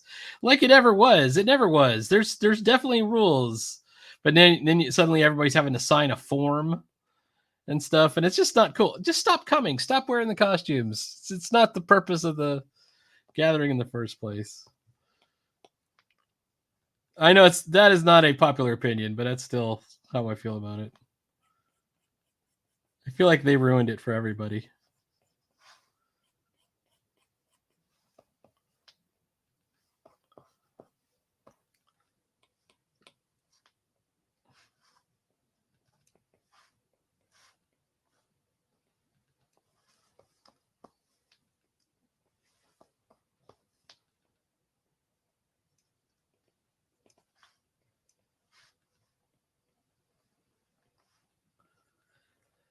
Part of the problem was Dragon Con. Dragon Con, where there's some, you know, there was definitely some degenerate activities going on at Dragon Con, and that's what excuse could you have? But it's the same people doing the cosplaying that are doing the bad things too. This is the problem for a lot of it. We're appreciating it. I just want to go and have some miniatures battles. Jeez. All right.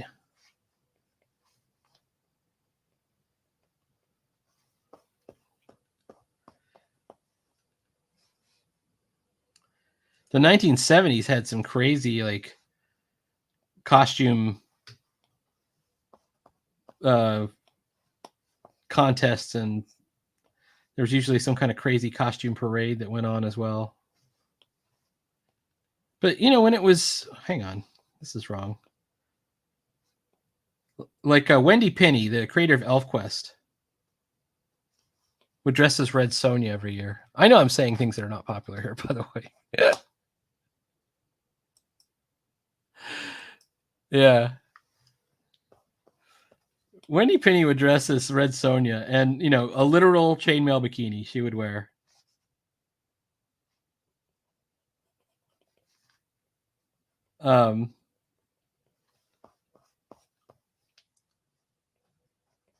Ed Greenwood, the guy who created Forgotten Realms, would dress up as what is this? Elminster? Is this character? The wizard? And he'd have a big hat and a pipe or whatever, stuff like that.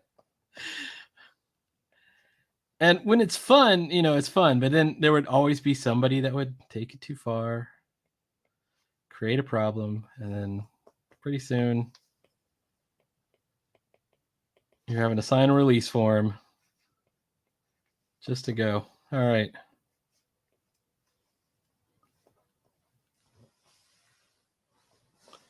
So what's going on here? He's got this big head. All right, here we go. All right. Now, if we are assuming the light is this and it's coming this way. Whoops. Let's throw down this right here.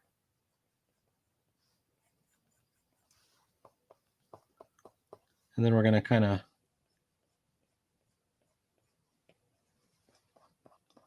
shade in from that. The one of the saving graces of this that I don't feel too stressed about it is this is only a half page. So this will be like this size, maybe smaller.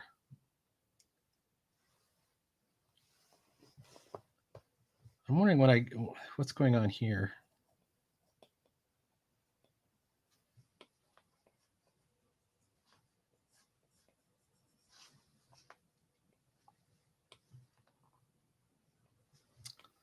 I think we should see some details of another hand.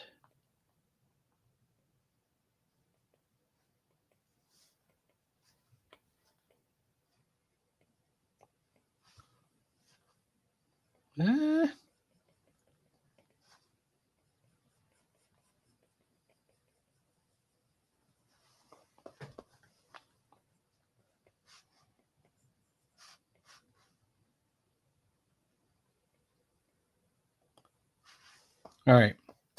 Here's a fun tip. If you have clothing on your characters, and you should, if you hide the seam line of the clothing in there, you can use that as a contour line to increase the three-dimensionality. Elminster, he was the major character in Forgotten Realms. Yeah, Ed Greenwood was the Hollywood weirded out Red Sonja. They made a movie of her, kind of, but it was, I don't know. Who was Red Sonja in that? Brigitte Nielsen? I can't remember who even was the Red Sonja character.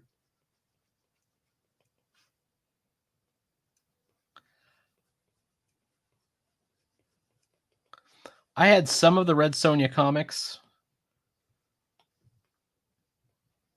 Ooh.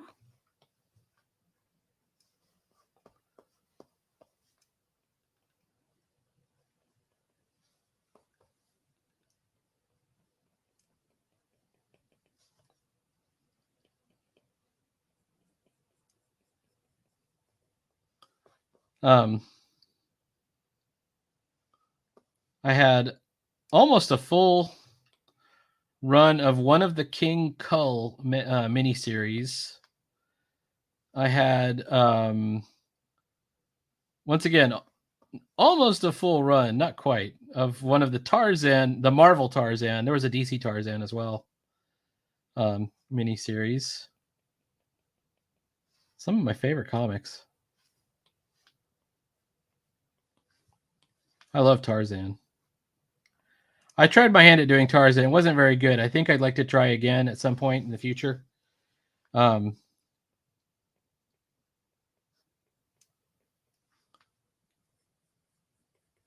Tarzan's a cool character.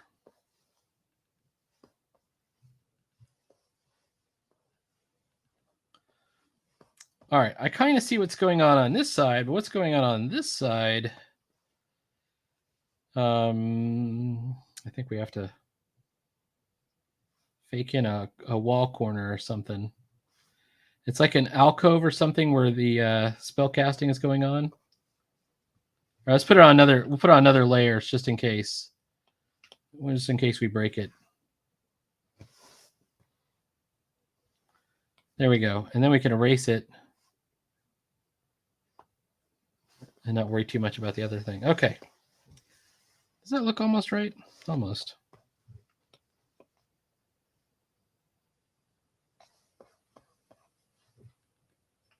Those lines are all hidden. Brigitte Nielsen. Oh, absolutely. Well, it's kind of funny. The very first Kubert class I took, we had to do a Red Sonja script, and I would say that mine's not very good. I mean, I think I've shared this before, but I'll briefly show it to you. Let me bring it up.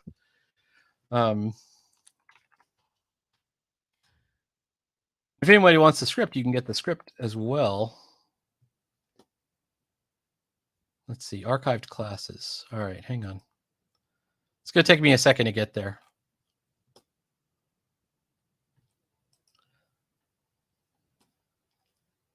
Okay, this is the very first class that I took.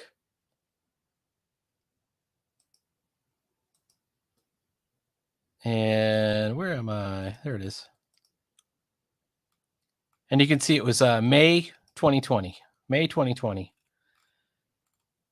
And we were doing Red Sonja, and I think these are my Red Sonja pages. This is the teacher's Red Sonja pages. Like, he did this comic in real life, and then he had us do it.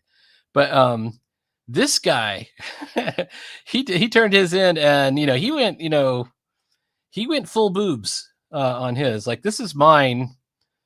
And you can see there's my Red Sonja. She's not very well drawn. Let's see if I can do another one. Got some more.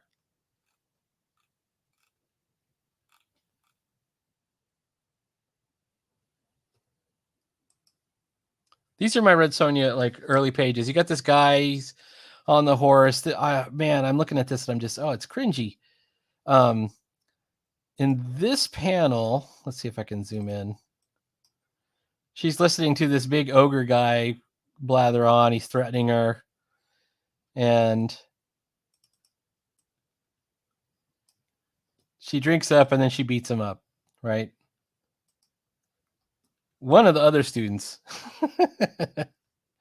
Well, this is my little joke. I always like to hide a little joke in some of these panels. He's showing up at the tavern. I wrote Ladies' Night on the tavern. Well, anyways. Ladies' Night.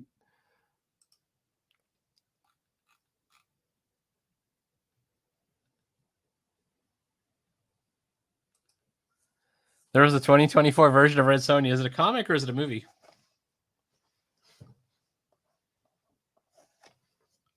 How would they do the movie? That would be crazy, huh? Makes me wonder who's involved in it.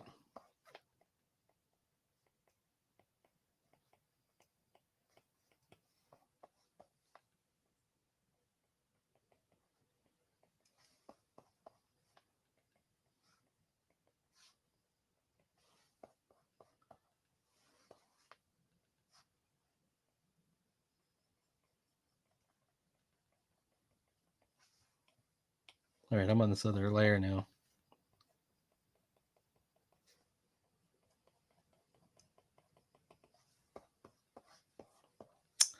I've got to figure out some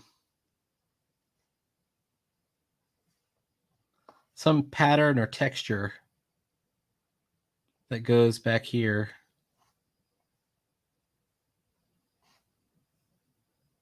Maybe some wall bricks or something.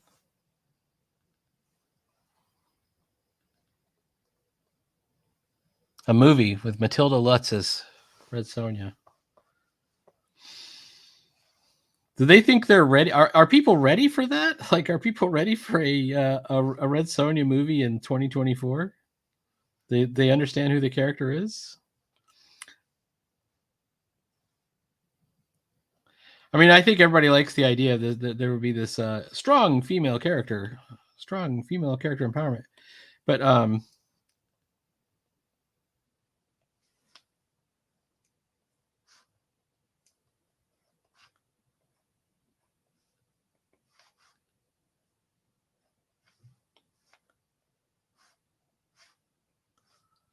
maybe they are. I don't know.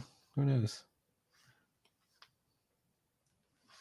What was that? There was a Disney movie like Brave with the girl with the red hair that she had a bow or whatever. Maybe that's almost a Red Sonja character. Now Conan's real girlfriend was Belit. as I recall. Female counterpart, I guess.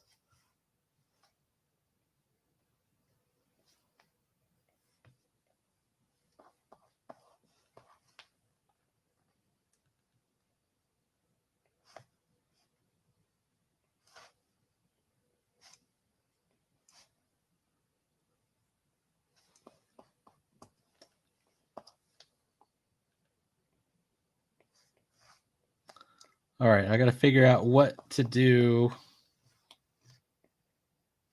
Come on.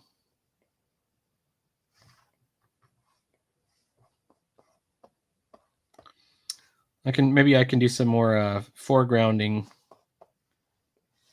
up here.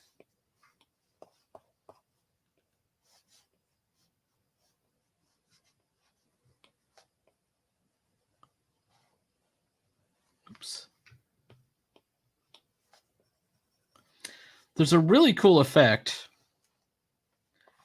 and I had to do it in an inking class recently that I've been thinking about. It's a shredding cloth effect, and they showed us how to do it.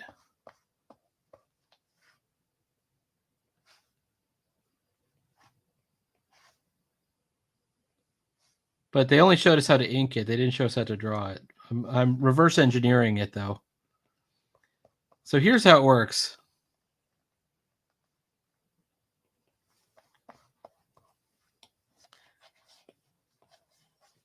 You have like this cloth here. And then you'll somehow like do these sort of crescent-shaped cuts in it.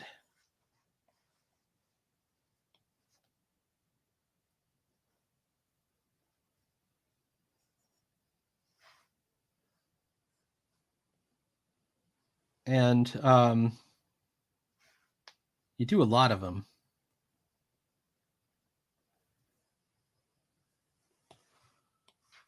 So that's the ripping cloth look.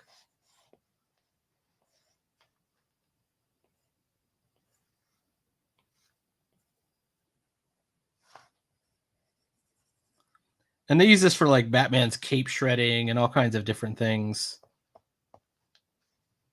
I'll do another one up here.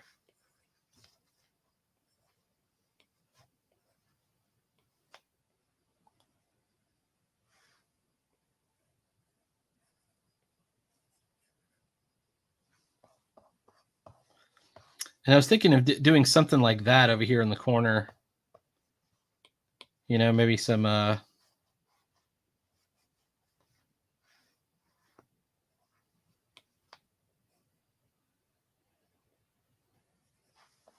shredding cloth or something. In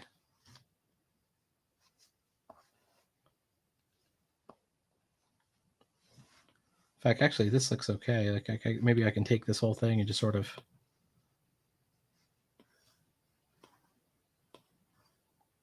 Like, how would it look good?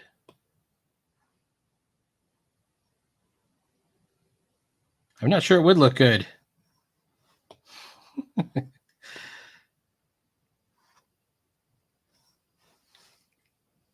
All right, we'll just leave it off. Cut. Delete. There we go. Now it's gone.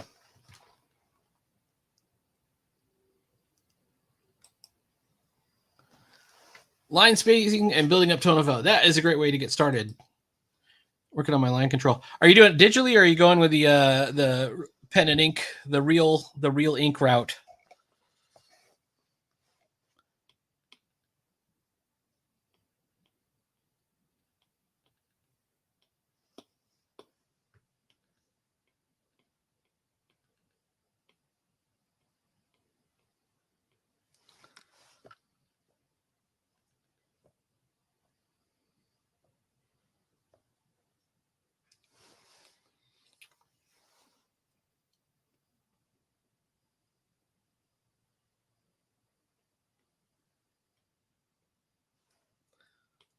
Yeah, oh, you know, I think I might have messed up.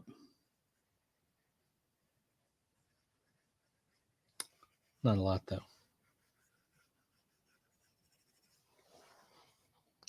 Digital and microns. Well, if you ever take JP Buzzio's course, and I recommend it, if you got the spare change, and invest it yourself, you should, because like I know it's $200, right? That's a bit expensive, but it's a skill you'll have for life at that point. And that's how I justify it to myself, anyways. That I'm investing in myself. But if you ever take JP Buzzio's course, he'll tell you not to use the microns. Now, I'm not telling you not to use the microns. You should use them if you like them. You should definitely use them.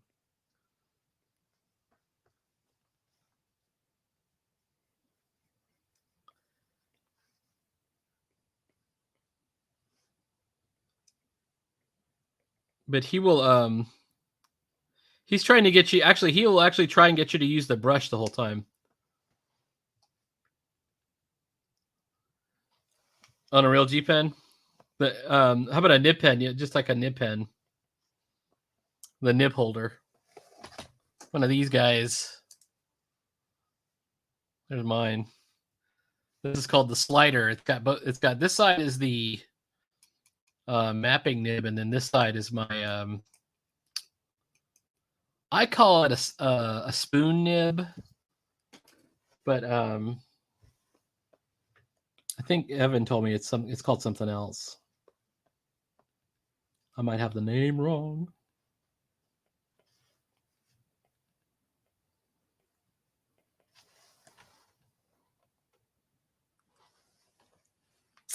Well, on the plus side, they're very cheap. You know who's a really good, if you want to see a pretty good online teacher that's almost running 24/7. Let me see if I can find it. You've probably run across it. It's that, I think it's just called Draw Art Academy, or it's Vladimir London.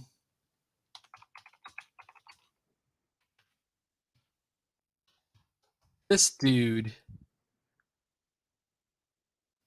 There it is, Drawing Art Academy. Here, I'll put it in the chat. So this guy runs like 24/7 recorded streams of inking. Well, no, okay. So on ink, the expensive ink is fountain pen ink, and you don't need that. You don't want that.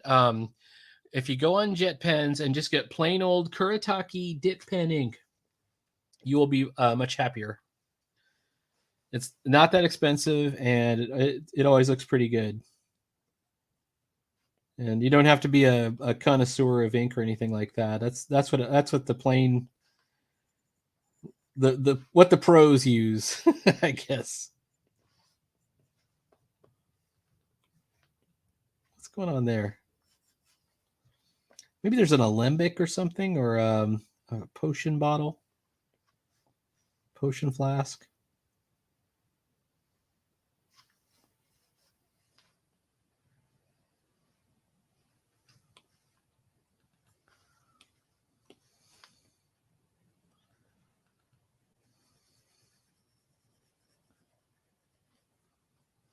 But less than the price of lunch, you can get set up with pen and ink, really, if you really wanted to. That's one of the cheapest art supplies to learn, but one of the toughest to really get good at. And I don't consider myself to be very good at it either, but I will continue practicing. I will say that the way I draw today is a lot to do with how I did an inking class. Like what things I learned in inking class had a lot of influence on how I approach stuff. For example, line weight, it was stressed hugely in Joe Prado's class. And the other thing is, the inking teachers are all different. Prado would say, yes, use microns. Yes. Actually, he preferred everybody to use rapidographs, which are, nobody uses rapidographs at this point, I think. But he wanted everybody to use rapidographs. He's like, don't worry about brushes. Use a rapidograph.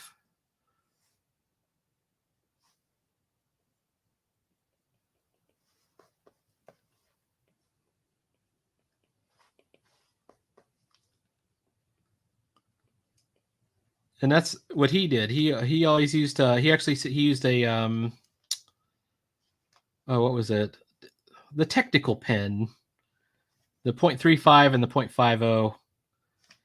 And then for things like line weight, which he really stressed, he just wanted you to, to go over your lines twice.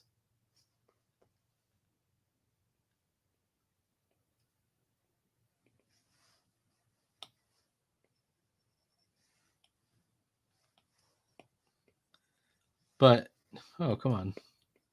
But I learned a ton in that class. Like that one was very eye-opening. I didn't even draw like 2 up before that class. You know how you how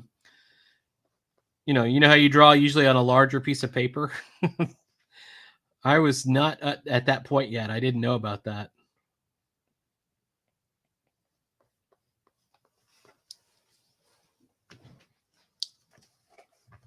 All right. Wait, where's this line? Is coming across. This is the desk.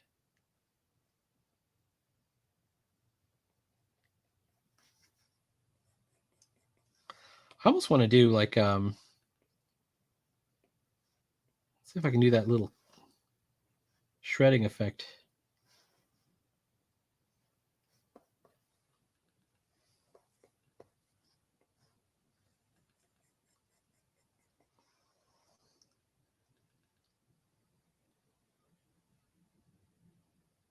Right, exactly. Yeah, if you can't do the line weight with the microns, however, there is a way, and it's crazy. I don't know how good you are with a razor, but so this is the only micron I use. It's the PN or plastic nib, and it's not felt. This is a hard nib right here, and this gives us a straight. I think it's like a 0.1 or a 0.3. I can't remember what the size line is. But for those felt tip ones, for the microns, you can actually take them, and I don't have one to demonstrate on, and get a razor and shear off at an angle. Yeah, plastic nib. You can shear off at an angle on the felt tip microns. I've seen people do it. Like get the thickest one, like the 0.5, I think it is. Or it might be the 1.0. But that'll give you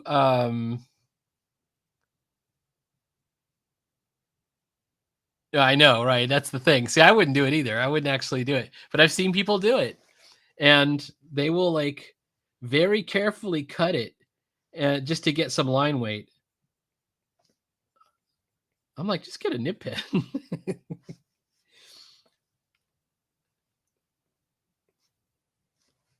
All right, hang on. We're going to try and fix this up. All right, it is 7:55.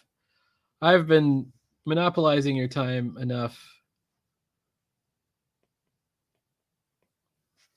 It's time to go away. I want to put on my sweatpants.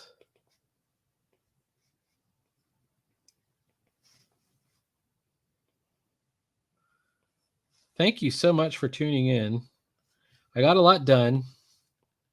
Oh, come on. Where is it? Is it this one? No. Is it this one? Yes. Actually, this doesn't look good at all.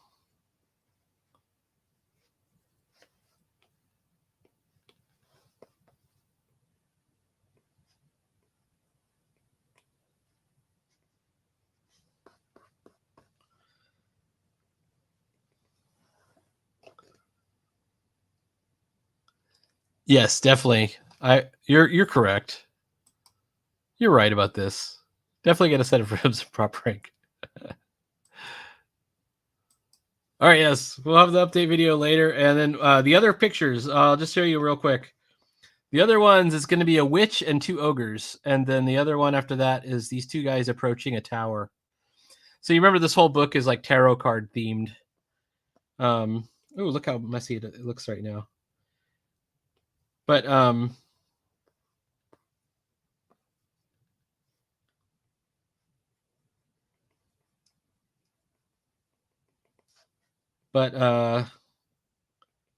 that's what the assignment's going to look like. And I definitely want to get it turned in.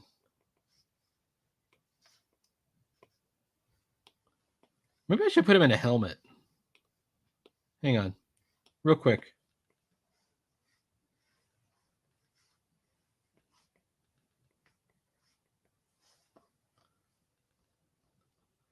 I'm just trying to imagine what this guy would look like in a helmet.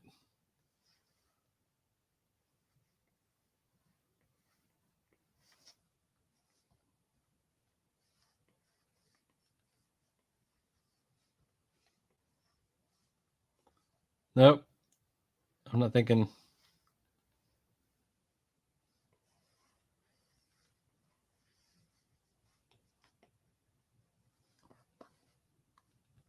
I don't think he looks good in any of the helmets.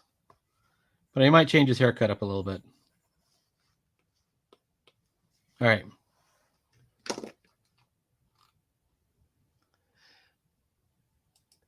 Do you tweak? I do not. I don't touch it. I've been wearing a big Mexican hat. Right. We could do like hang on. A sombrero. Something like that. Or like the ones with the stuff hanging down. And I could put them like in a poncho. I think that's I love ponchos. I have a poncho that I wear around the house when it's cold. That I love. All right, hang on. Let's see if my poncho is within arm's reach. It is not. I would show it to you.